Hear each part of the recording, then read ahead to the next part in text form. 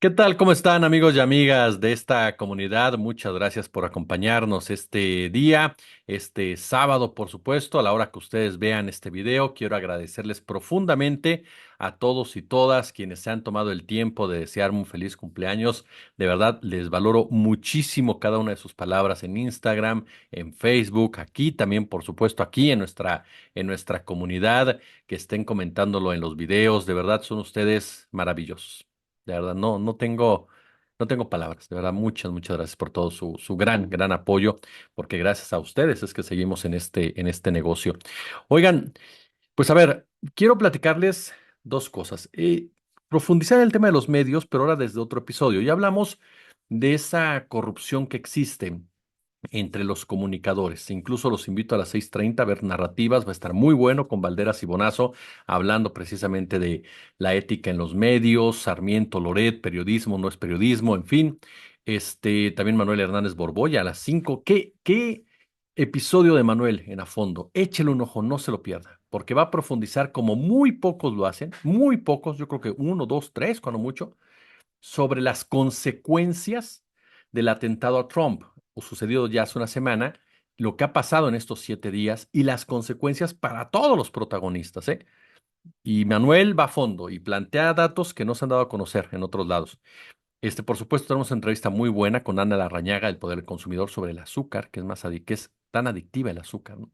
No se puede decir que más que la cocaína porque no lo han permitido las empresas grandotas llegar a esos extremos de información, incluso pagan para que no se sepa, pero pero vamos a tener una entrevista también sobre el tema buenísima. Y mañana, bueno, el gran Sósimo Camacho a las 5 de la tarde, entrándole también de lleno con estas investigaciones periodísticas que solamente él sabe hacer de una manera muy, pero muy profunda, muy creíble, muy sustentada, muy rigurosa, en zona roja con el querido Sósimo Camacho a las 5 de la tarde para que usted corra la voz. Y tendremos más entrevistas. Estará Adrián Velázquez hablando de Luisa Calderón, estará también Leticia Calderón hablando de los ataques en contra de Claudia Sheinbaum por cuestiones misóginas. Estará hablando también, por supuesto, con nosotros Alan Aldape, que es un trabajador de Pemex, denunciando lo que pasó en estas últimas elecciones en el sindicato. Vamos a tener también, por supuesto, otra entrevista con Camilo Ochoa, que es una persona, un reportero joven de pie de Camilo Campo, perdóname, Camilo Campo, de pie de página, sobre el porrismo en la Universidad Nacional Autónoma de México. En fin, vamos a tener también mañana un material muy rico, muy interesante, desde diferentes aristas, en las cuales, por supuesto, pues le vamos a presentar, ¿no? Todos los escenarios que regularmente nos gusta compartir con ustedes. Esta tarde, si ustedes me lo permiten, quiero hablar, sí, de los medios, pero recordar dos episodios que pintan de cuerpo entero a estos medios de comunicación corporativos para que no se quieran salir nunca por la tangente. Ya explicábamos en otras entregas cómo funciona la prensa de derecha, cómo funciona la prensa capitalista, ¿no? La prensa de derecha, que es la prensa del capitalismo, esa prensa que está diseñada para defender los intereses precisamente de este sistema económico, cueste lo que cueste, que no está diseñada para proteger a la víctima, que no está diseñada para proteger al ciudadano de a pie, que no está diseñada para decir la verdad, está diseñada para decir lo que a esos intereses les importa que se digan. Por eso es que en la prensa capitalista, en la prensa de derecha, ustedes jamás verán información relacionada con despojos naturales, con despojos a comunidades, jamás verán críticas contundentes a un Germán Larrea, a un Ricardo Salinas Pliego, a un Alberto Bailleres, jamás lo verán. ¿Por qué? Porque son gente que paga precisamente para que no se diga eso en los medios de comunicación a través de la publicidad, o son dueños de medios de comunicación que están involucrados en otros negocios, el propio Carlos Slim, en fin. Esa prensa está diseñada para defender a los oligarcas. Punto. Que esa prensa quiera venderse como independiente, quiera venderse como contestataria, quiera venderse como crítica, quiera venderse como periodística, ya es otra cosa. Pero la realidad es que dista mucho de serlo por estos factores que hemos comentado durante estos días.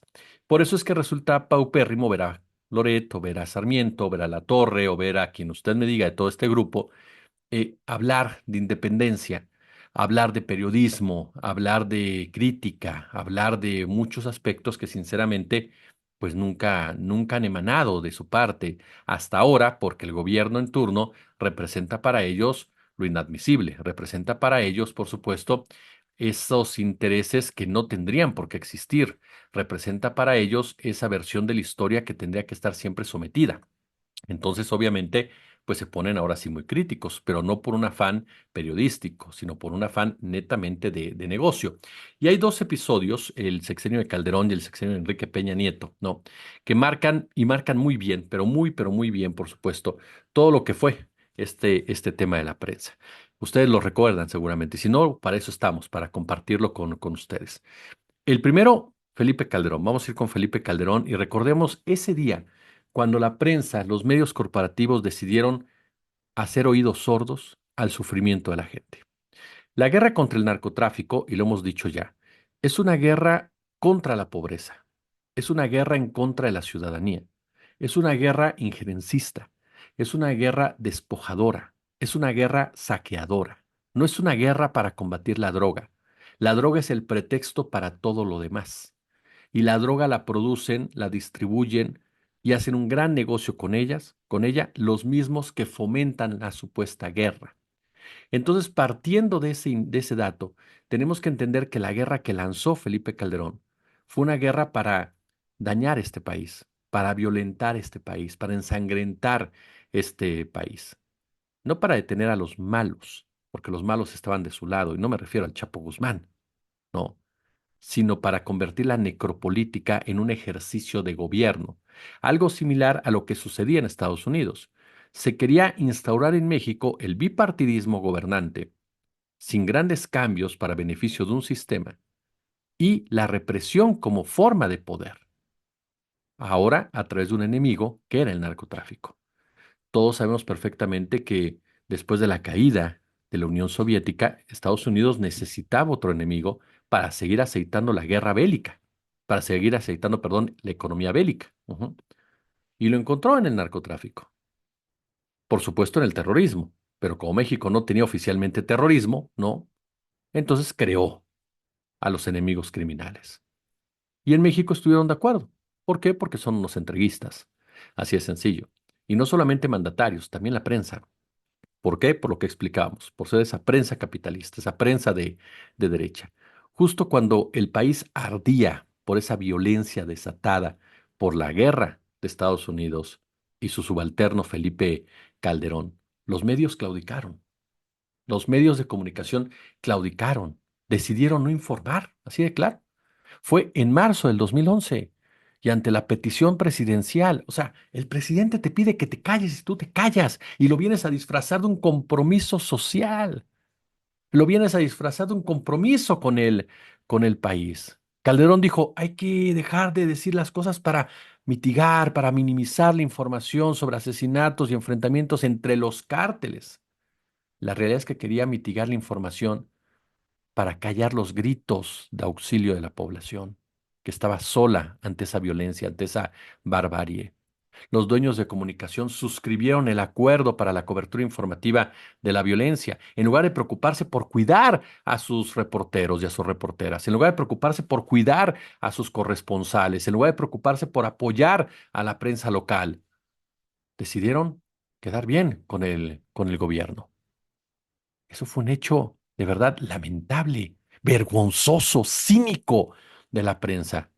El evento fue impulsado por ¿quiénes? Emilio Azcárraga y Ricardo Salinas Pliego, los dueños de las dos televisoras de nuestro país, y tuvo como telón de fondo el Museo Nacional de Antropología e Historia, ¿no? Recuerdo muy bien lo que dijo Javier Alatorre, ufano, petulante, soberbio, empoderado, voz gruesa, pecho salido, tomar postura en contra. Los medios debemos condenar y rechazar la violencia motivada por la delincuencia organizada, enfatizar el impacto negativo que tiene en la población y fomentar la conciencia social. Quien se lo haya escrito, enorme, ¿no? Pero se da cuenta, fomentar la conciencia social. ¡Qué traidor! Vaya traición. La conciencia social era la violencia que padecía la sociedad. Y este hombre viene a decir, nos callamos por eso. ¿Cómo lo ve? Pedro Torres, quien fue subdirector editorial del Diario de Ciudad Juárez, que era uno de los más afectados por la violencia, recuerdo muy bien una entrevista que le dio a Proceso, en donde dice, nos dijeron que el presidente Calderón estaba interesado en tener una reunión previa el martes en Los Pinos y los medios se amordazan en algún otro lugar. y que le daría mucho gusto que estuviéramos presentes. Dijimos que muchas gracias, pero no. El diario de Juárez fue de los pocos que mantuvo su cobertura. Reforma, hay que reconocerlo, Reforma no se apegó a esos designios de Calderón. No creo yo que por un compromiso periodístico, más bien por las diferencias que había entre la familia Junco y Calderón, ¿no? En materia de ultraderechas, pero Claudio X González ahí estuvo. Claudio X González ahí estuvo, fue uno de los grandes promotores. Ahora este tipo que sale a decirnos, no hombre, yo estoy con la sociedad y vamos a combatir la violencia y vamos a generar. Él fomentó que la prensa se callara. ¿Cómo puede hablarnos de libertades cuando fomentó la censura en contra de la prensa? El tipo era presidente de Fundación Televisa, si no mal recuerdo.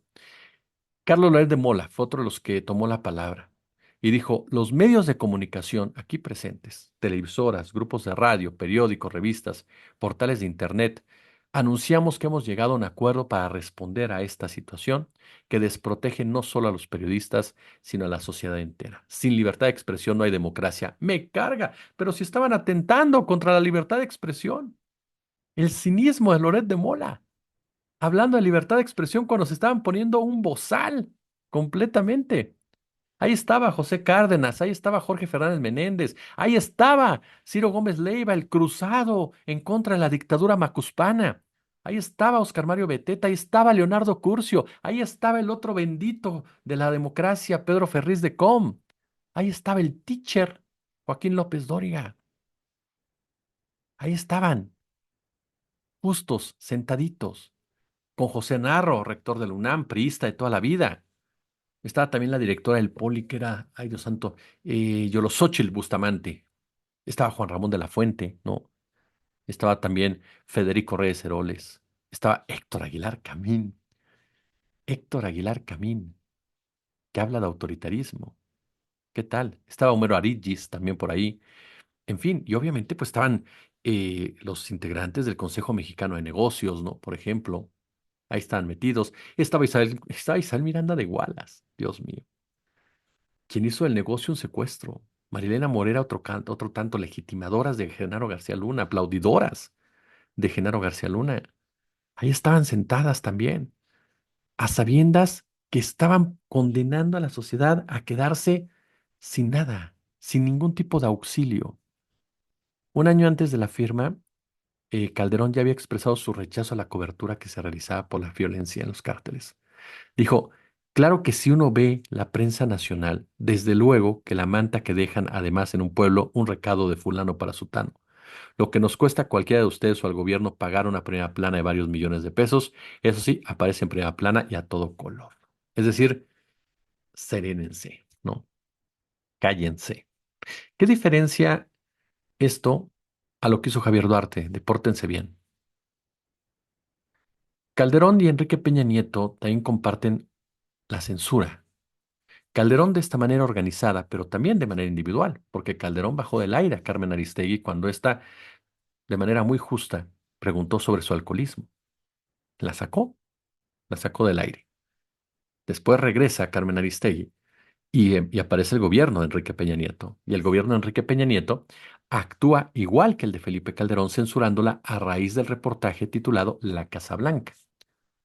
Fue cuando los Vargas recibieron a todo el grupo de Peña Nieto ahí y decidieron eliminar el programa, bueno, decidieron eliminar a Carmen Aristegui, ¿no? De su programación.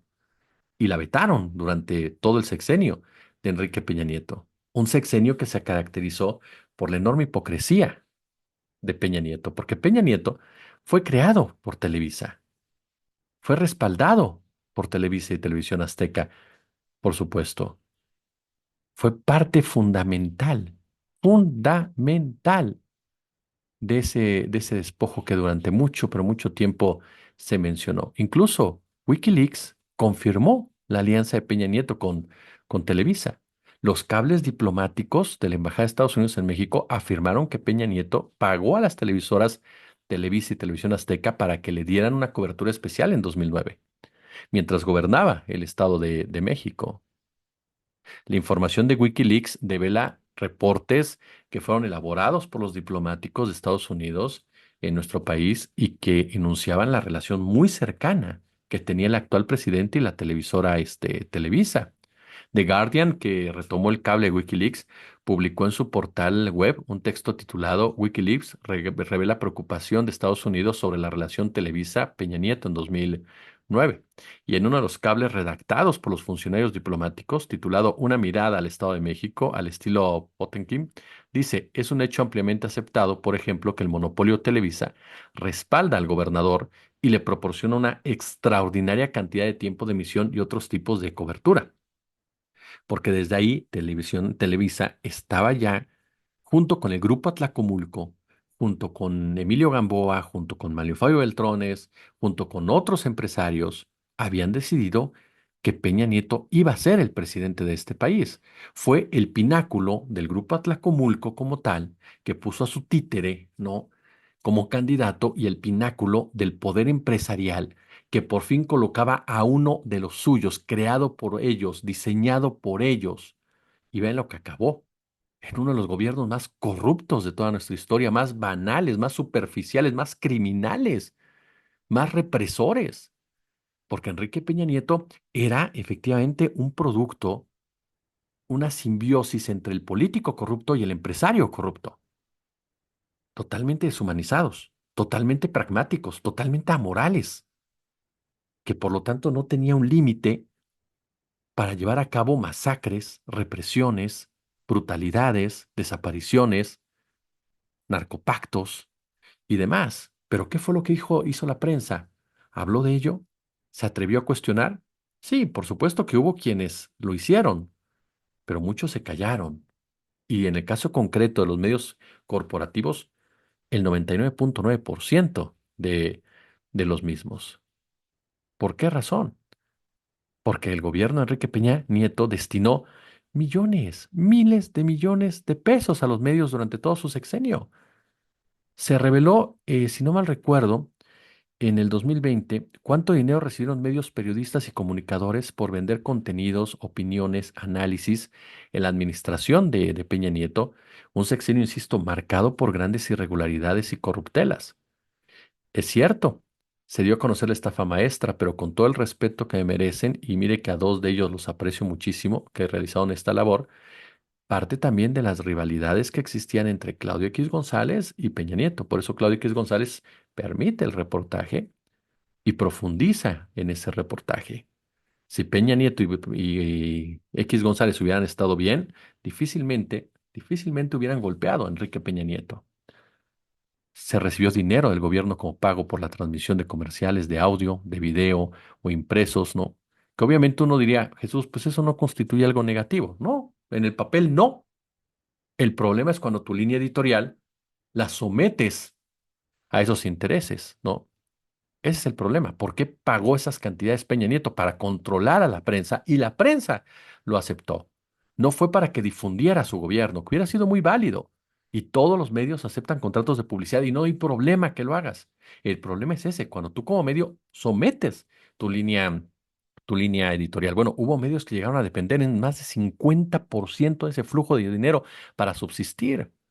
Y ya con esa dependencia, los gobiernos aprovecharon para cortarle o asignarle más propaganda a algunos medios y fue ahí cuando diferentes empresas de comunicación y periodistas pues se sometieron, ¿no? al gobierno en turno, comprometieron su honestidad, su misión social de informar, ser un contrapeso con el poder político. De hecho, medios internacionales ya habían resaltado en su momento la situación de la prensa mexicana hacia Enrique Peña Nieto y lo nocivo que era la manera en cómo se estaba destinando dinero que incluso se desvió dinero que estaba destinado, perdón, a cuestiones educativas, a cuestiones sociales, para pagar eso. Fíjese, Peña Nieto empezó, si no mal recuerdo, con un gasto en 2013 de 8.154 millones de pesos a los medios. Al año siguiente bajó 7.462, pero al siguiente subió 9.947. Y en el cuarto año de gobierno, ajá, 10.699 millones. 10.699 millones, caray. Joaquín López Dóriga, por eso odia tanto a Andrés Manuel, porque se le acabó el chayote que recibía su empresa, ¿no? O sus empresas, Astron Publicidad, Premium Digital, Ancla Comunicación, ni hablar de las de Oscar Mario Beteta, ¿no? También, por supuesto, otro de los críticos en su momento, este, en contra de López Obrador. Y hay varias ahí, ¿no? La de Marta de Baile, por ejemplo, que también, ¿sabe usted que Marta de Baile se indigna con López Obrador? La empresa Media Marketing, por ejemplo, que recibió 8 millones, ¿no? Anda también, por ejemplo, otras ahí, obviamente las de Enrique Krause, ¿no? Están metidísimas, las de Héctor Aguilar Camín, ¿no? O sea, Ricardo Alemán. O sea, ve usted, todos los que reciben estas cantidades de lana son los que se volvieron anti-López Obradoristas. Así de claro. Todos los que recibieron esa cantidad de dinero. Incluso antes de irse, Enrique Peña Nieto todavía le dio a los medios 2.274 millones. Solo 12 anuncios del adiós costaron 165.6 millones de pesos. ¿Qué le parece? Así controló Enrique Peña Nieto a la prensa, ¿no? Al más puro estilo, al más puro estilo de la vieja guardia. Por eso es que cuando llega López Obrador y anuncia reducción del 50% en publicidad, pues obviamente que pegó durísimo para todos los medios de comunicación y muchos de ellos se enojaron a tal grado que se volvieron anti-López Obradoristas. Pero no por el hecho, insisto, de hacer periodismo o de criticar errores del gobierno, no, porque se les había acabado la ubre. Esa es la relación entre los medios y los expresidentes, pero sobre todo estos periodistas y estos dueños, que ahora dicen ser representantes de la libertad, cuando son de lo más corrupto. Dirigir un periódico, una estación de radio, un canal de televisión, en esas épocas de Calderón y Peña, era un negociazo, porque tenías un cliente único y poderoso que gastaba sumas exorbitantes en publicidad con una simple advertencia. No te pago para criticarme. Y ese gobierno, y ese cliente era el gobierno de México. Por eso que estos cuates no nos digan que son periodistas, porque lo que son mercaderes de la noticia y sus patrones son peores. Como siempre, un gusto, como siempre, un placer. Si les gustó el video, pulgar arriba. Por supuesto, compártanlo. Ya lo sabe, ¿cuáles tenemos que mover el algoritmo? Así que écheme uno, el me gusta. Dos, el comentario. Tres, comparte el video. Cuatro, suscríbase. Y por supuesto, échale a la notificación, dele a la campanita, si hay forma, si hay importante, si hay oportunidad. Super chat, super gracias. Ay, perdón, ya me ando pegando la edad. Super gracias, super chat. Perdón, ya me ganó la risa. Super gracias, super chat y únanse al canal. Los veo en la noche. Gracias. No se olviden, 5 de la tarde, Hernández Borbolla, 6:30 narrativas, 3:30 la entrevista. Gracias.